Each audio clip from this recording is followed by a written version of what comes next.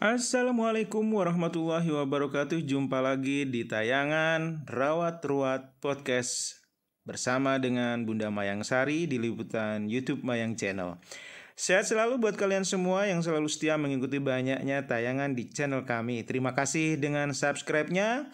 Buat kalian yang belum subscribe terlebih dahulu. Tekan tombol like, isi komen, dan share channel ini ke siapapun di luaran sana.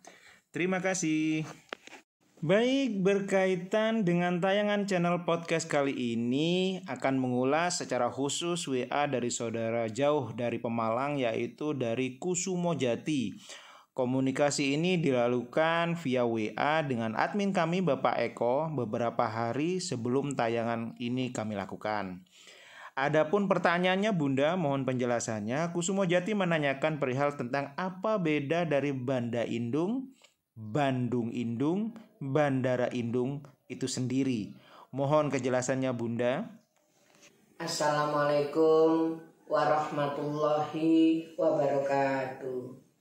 Ini kita akan sedikit juga memaparkan, menjelaskan tentang yang disebut Banda Indung.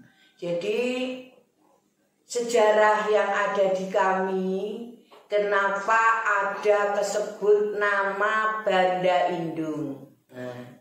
Jadi asal usul semua dari aset yang dititipkan itu muaranya nanti di sana. Karena di sanalah semua tempat untuk satu diselesaikan dan menyelesaikan, juga alat berupa dokumen, berupa fisik dan segala macamnya itu di sana. Dan kenapa disebut Banda Indung? Karena semua item yang namanya aset, baik itu dari logam mulia, baik dari fisik kertas uang macam-macam seluruh dunia, baik yang berupa pusaka, baik yang berupa surat menyurat, dan lain segalanya, itu ada semua di titik sana. Ya sebetulnya Banda Indung itu ya induk, karena semua di sana itu adanya. Kalau dibilang 101 itu betul induk, tapi bedanya Banda Indung ini semuanya itu ada di sana. Baik yang mau disuruh dikeluarkan, sebagian sudah ada di gudang transit, itu juga Banda Indung. Jadi arti Banda Indung itu pokok. Baik itu modal, baik itu sembarang, semuanya itu dari sana.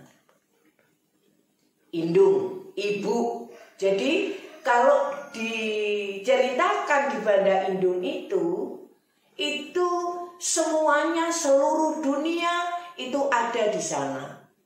Baik yang ceritanya aset tanah, aset segala macam itu ada di sana. Surat menyuratnya juga ada di sana. Jadi yang perlu diselesaikan kenapa Banda Indung? Karena Banda Indung itu sentral, pokok, yang posisinya ada di Bandung. Sebetulnya arti daripada Banda Indung itu sendiri induk. Kalau bahasanya Sunda atau bahasa Melayu, indung itu emak, embok. Jadi di sanalah emboknya seluruh aset yang ada. Makanya disebut Banda Indung. Itu bandanya dari emak. Nah, karena ceritanya di dalam buku yang kita pelajarin, semua harta titipan dari Allah sampai kepada wali-wali ini, itu yang terbesar itu dari ibu, dari indung. Hanya waktu diceritakan zamannya Bilqis dengan Sulaiman pun hanya 20% yang ada di Kanjeng Nabi Sulaiman. Yang 80% itu tetap atas wewengkon atau kuasa ibu indung. Seperti itu. Jadi kalau pokoknya tidak dibuka, tidak mungkin cabang-cabangnya itu bisa terrealisasi. Jadi kalau ada nama lain, maaf ya, mungkin keterbatasan kami, keterbatasan Mayang sebagai manusia kurang memahami dengan hal lain. Kalau ada cerita Bandara Indung dan lain-lain itu kami tidak memahami. Yang kami pahami dan dipahamkan itu adalah Banda Indung. Kebetulan posisinya di Bandung. Jadi ada beberapa titik itu juga disebut Banda Indung. Termasuk sudah di dalam gudang transit hasil kerja selama sekian tahun, dan yang isinya bukan dari dalam atau dari banker, tapi isinya itu uang yang dari bank yang kita kandangin dengan sistem dulu pekerjaan yang maha berat. Nah, menukar falas-falas seluruh dunia yang berlaku dan laku di Indonesia. Nah, itulah hasil daripada nukar-nukar falas yang sekarang berbentuk rupiah dan dijadikan dana ampera. Itu pesan beliau. Kalau bertanya siapa beliau, lah yang punya urusan, beliau adalah Bung Karno. Nah itu. Jadi Banda Indung banyak cerita, tapi yang kami tahu yang dari Mayang ini, Banda Indung itu satu, posisinya di Bandung. Banda Indung itu bukan lembaga, tapi satu titik yang dinamakan Banda Indung yang dipersiapkan untuk membuka semuanya. Seperti itu. Dan yang lain-lain nanti akan mengikut. Jadi sekali lagi saudara-saudaraku, Banda Indung itu bukan nama lembaga, bukan nama pergerakan atau organisasi yang berkaitan kepengurusan aset, bukan saudaraku. Tapi Banda Indung itu satu titik yang dipersiapkan oleh orang tua, yang mana semuanya itu ada di sana. Baik itu fisik, baik itu berupa surat menyurat, yang dimana nanti ngatur sistemnya itu di sana.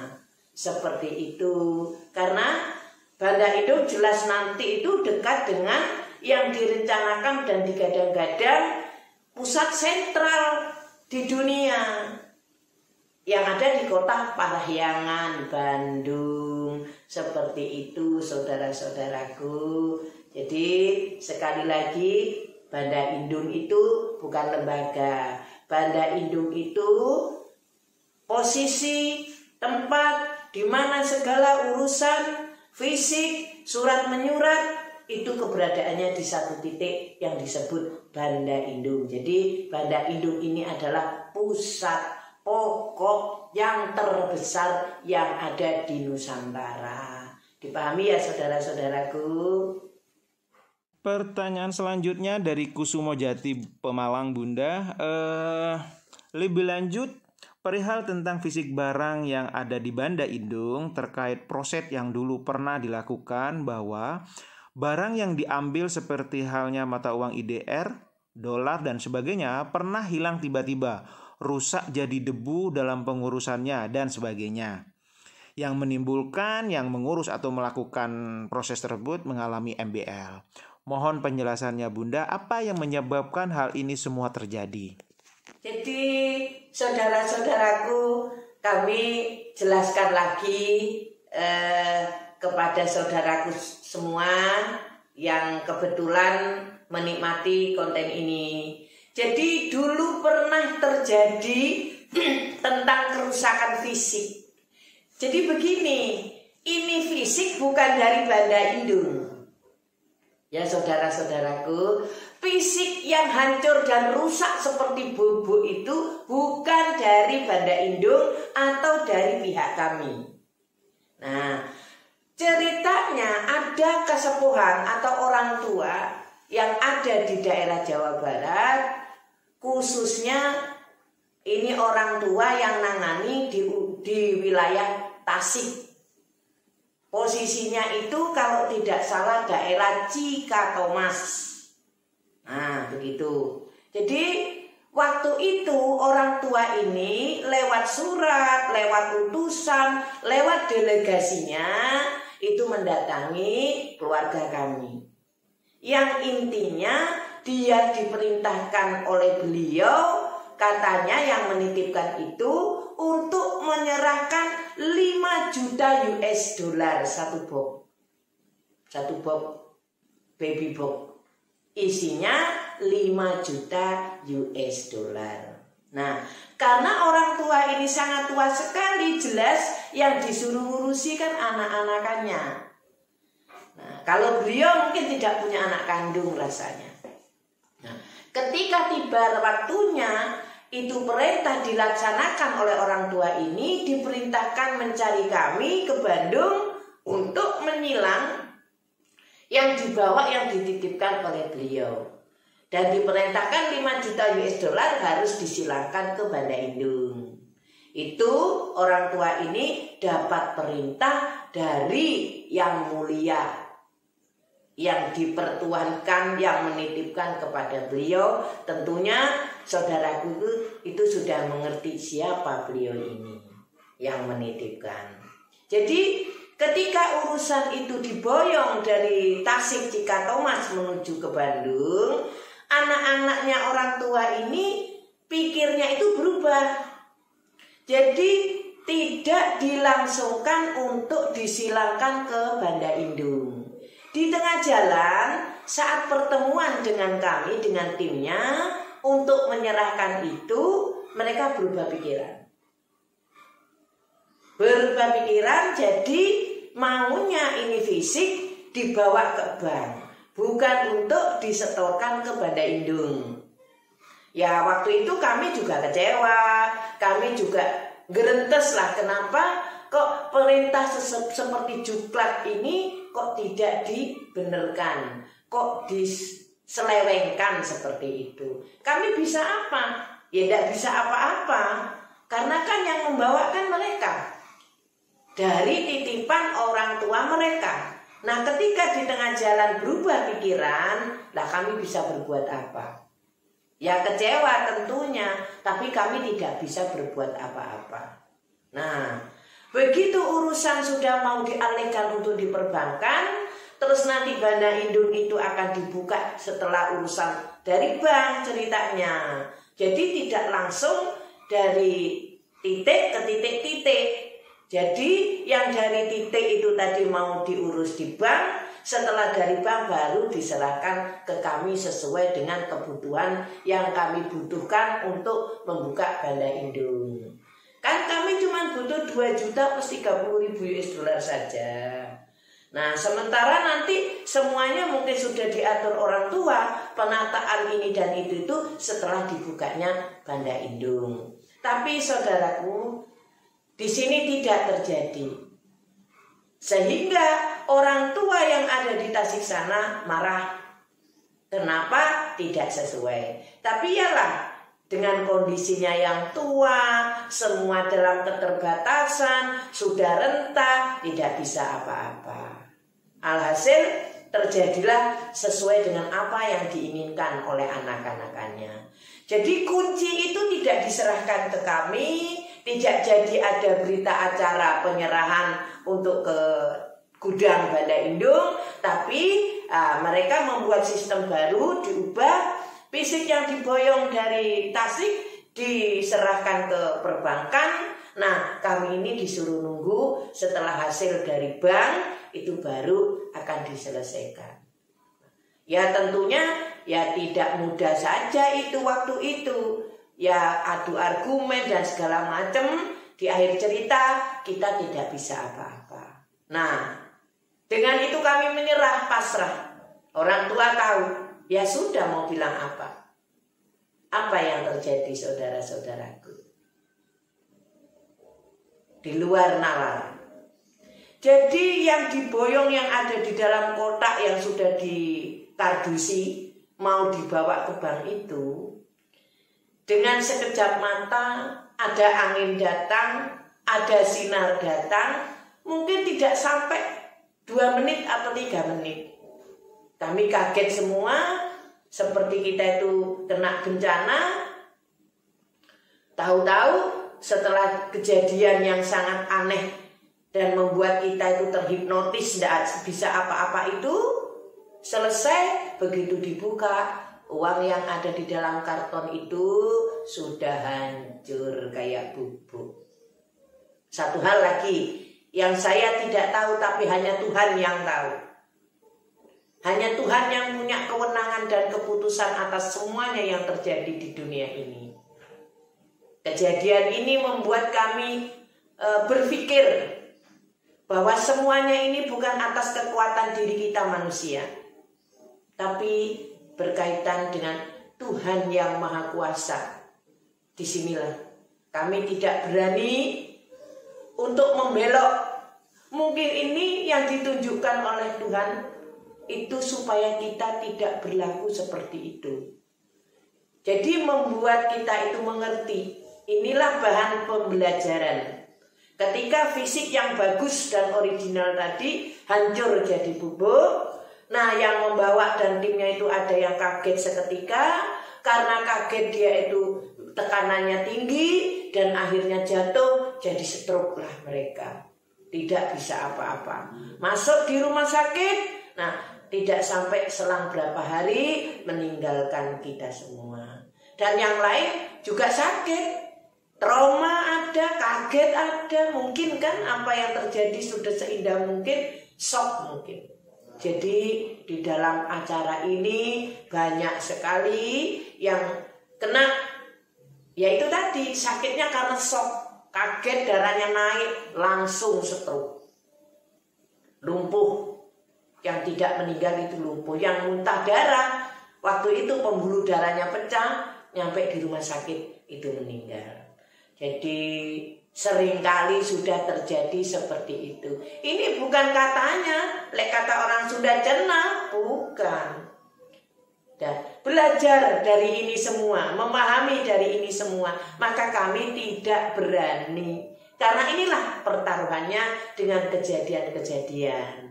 Dan asal boleh tahu, yang menggagas untuk menyelimpahkan urusan ini itu sampai sekarang itu hilang ingatan, tidak sadarkan diri. Seorang ustadz, seorang yang berpendidikan, ngerti agama, dan balik dia tidak ingat siapa-siapa. Ingat dirinya aja tidak. Tidak mau pakai baju, maunya telanjang. Nah, hilang. Setelah beberapa waktu hilang, diurus oleh keluarganya, ya sekarang beliau berpulang ke rahmatullah. Mudah-mudahan apa yang dilakukan atau berlaku atas dia di dunia ini diberi ampunan oleh Allah yang Maha Kuasa. Karena bukan satu kebetulan, tapi rasanya ini adalah hukum Tuhan yang tidak bisa dilawan, yang tidak bisa dialihkan. Seperti itulah kejadiannya. Nah, orang tuanya ya apa ya? Ya kembali sakit karena urusannya jadi rusak seperti itu. Apa yang bisa dia berbuat? Hanya bermohon kepada Allah, mohon doa kepada Allah, mudah-mudahan anak-anakannya tadi diampuni atas kesalahan yang telah dibuat. Kalau dari orang tua tidak salah, benar itu sudah. Kebanyakan seperti itu saudara-saudaraku. Jadi bukan barang dari kami, tapi yang hancur tadi barang dari orang. Pun kami juga pernah melaksanakan kesalahan seperti itu. Di tahun-tahun yang lalu, ketika kita ditekan untuk sedekah, harus berkorban untuk menyelamatkan supaya tidak ada gempa bumi, tsunami dan segala macam. Cerita orang tua cari harus potong 3 sapi dikorbankan, taruh orang yang kurang makan daging, yang tidak kalau tidak ada hari kurban tidak menikmati daging, disuruh dicari di mana tempatnya, dan waktu itu ada di ujung kulon. Nah, kami yang disuruh tidak punya persiapan. Tidak punya persiapan. Jadi apa yang ada di kami inilah kebetulan keluarga saya, karena ya tidak punya apa-apa sudah urusan ini, gadekanlah SK-nya untuk beli 3 ekor sapi untuk melaksanakan kewajiban tugas daripada orang tua.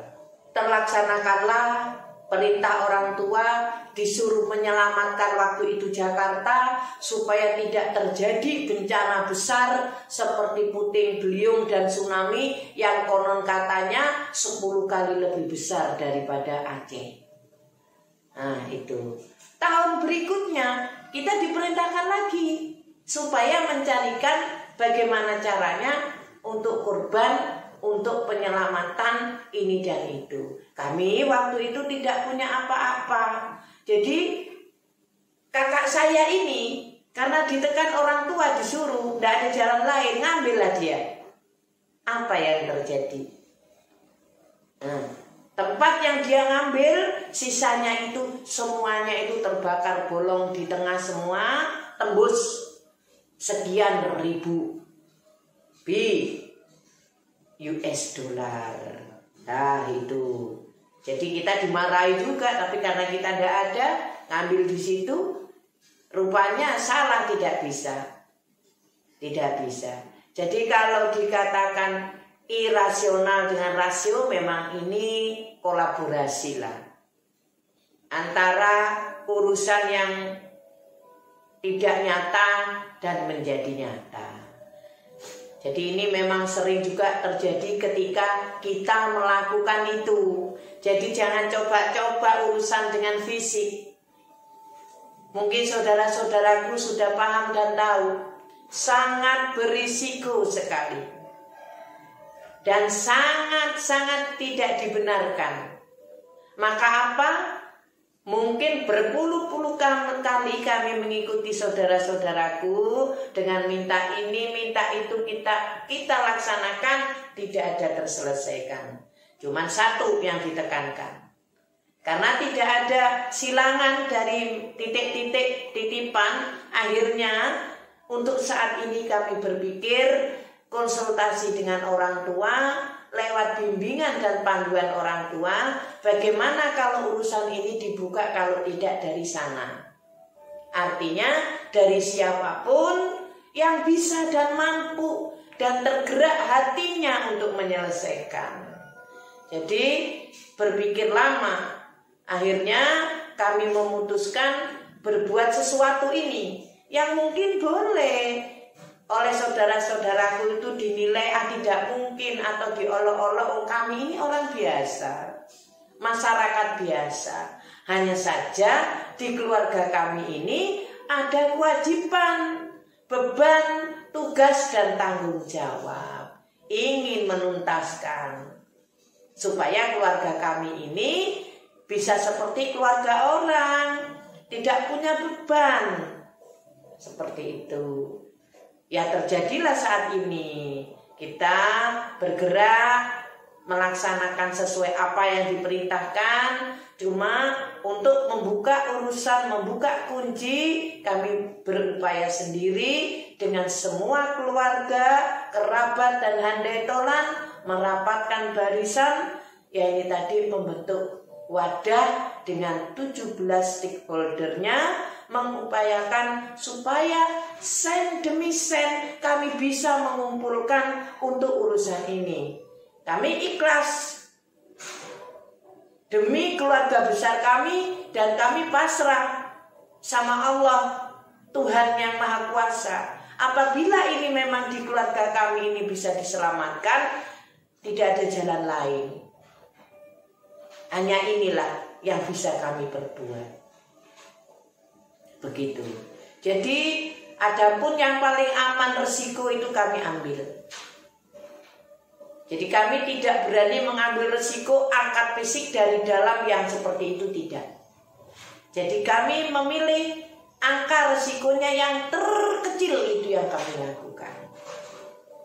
Jadi bukan kami tidak memahamin. Selama 21 tahun untuk diselesaikan kami sudah jalan.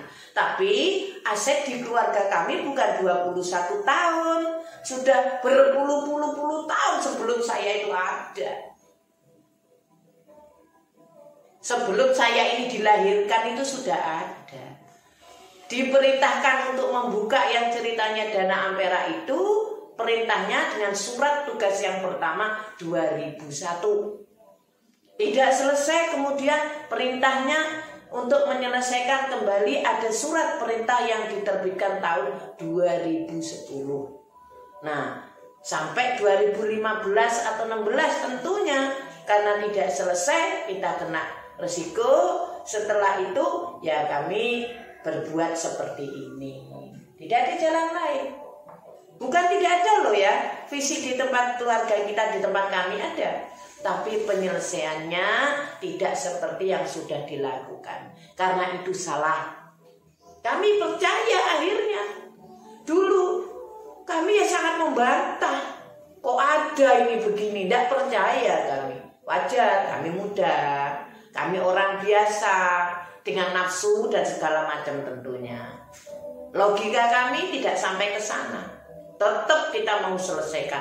Berkali-kali juga tetap berkendala. Gitu. Jadi seringkali sudah direalisasi, tapi bukan untuk kami, untuk kepentingan rakyat. Yang saya tidak bisa menyebutkan apa itu, karena bukan kewenangan saya. Ini urusan pemerintah dengan rakyatnya. Yang artinya ini urusan skrip. Berarti kan tidak bisa diwedarkan di sini sedetail mungkin. Tapi kalau saya dulu dengan keluarga itu seperti Anda lah. Muncul nanti penyelesai, begini, ada skim begini, aturan begini, itu sudah kami lakukan. Tidak ada terselesaikan. Apa yang tidak? Kami sudah ketemu George Soros juga. Tapi George Soros tidak terlalu memahami, hanya taunya kita itu pegang fisik. Untuk apa? Dia kan tidak paham. Cuma inginnya kerjasama untuk fisik-fisik yang ada. Itu pun tidak diperbolehkan sama orang tua. Apa yang tidak kami lakukan? Di Indonesia ini rasanya dari tahun 2010 sampai sebelum tahun 2015 banyak hal yang kami lakukan. Hanya termasuk dari Amerika juga yang membawa supaya kita bekerja sama dengan bermacam-macam cara. Ngeri kalau saya cerita. Memang saya bukan siapa-siapa, keluarga kami bukan apa-apa.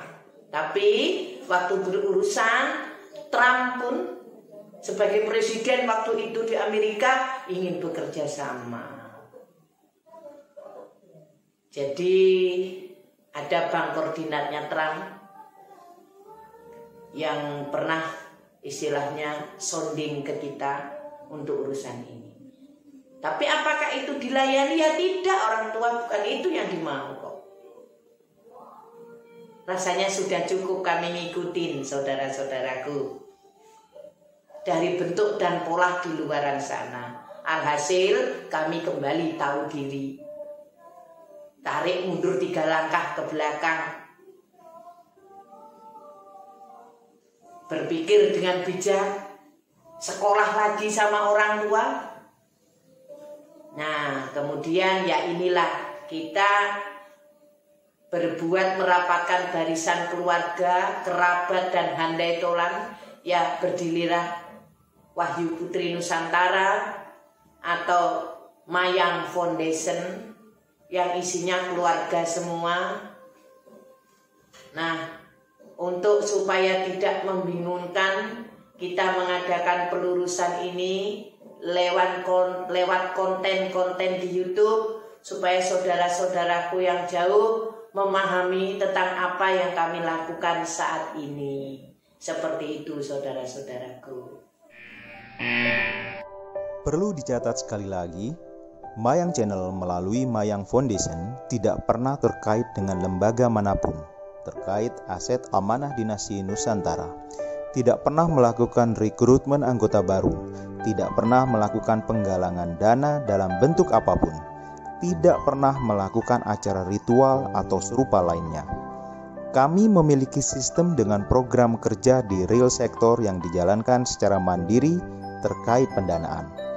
Tujuan Mayang Channel ini dibuat sebatas sebagai bentuk pelurusan, penegasan, informasi, serta hiburan konten semata terkait harta amanah dinasti Nusantara, agar tidak timbul lagi beragam modus penipuan mengaitkan akan harta amanah yang banyak menimbulkan korban di luaran. Ingat dan hati-hati, tidak ada cara pintas menuju kaya. Bekerja sungguh-sungguh dan berdoa kepada Tuhan Yang Maha Esa adalah solusi yang sebenarnya.